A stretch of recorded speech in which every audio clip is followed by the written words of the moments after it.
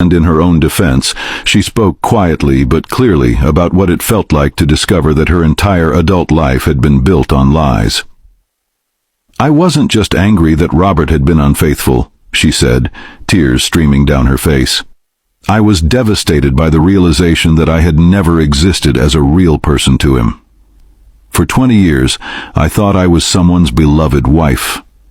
That night, I realized I had been nothing more than a prop in someone else's performance." When asked about the moment she struck Robert with the crystal trophy, Sarah's voice broke. "I don't remember making a conscious decision to hurt him.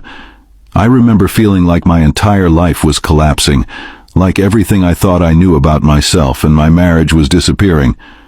When I saw him standing there, still making excuses, still trying to manipulate me even as my world was falling apart, something inside me just broke." The prosecution's cross-examination was aggressive, with DA Ross repeatedly emphasizing that Sarah had multiple opportunities to leave Robert or seek help instead of resorting to violence. But Sarah's responses revealed the depth of her psychological conditioning. "I didn't think I deserved better. After 20 years of being told that my needs didn't matter and that I was lucky to be wanted by anyone, I didn't think I had any other options." The jury deliberated for 3 days, a length of time that suggested they were struggling with the competing narratives presented by both sides. When they finally returned to the courtroom, the tension was palpable.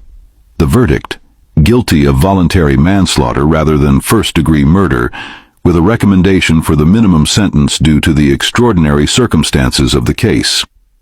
Judge Rebecca Martinez sentenced Sarah Mitchell to 8 years in prison with the possibility of parole in 5 years. In her sentencing statement, Judge Martinez addressed the complexity of the case.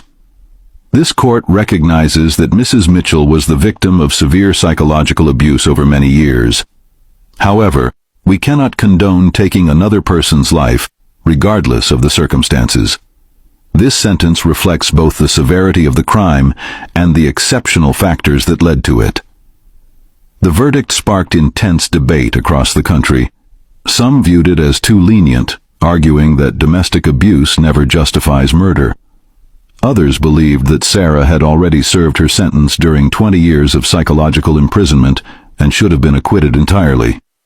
Sarah Mitchell was released on parole in September 2024 after serving 4 years and 1 month of her sentence. Now 57 years old, she lives quietly in a small apartment across the state from Orlando, working as a victim advocate for a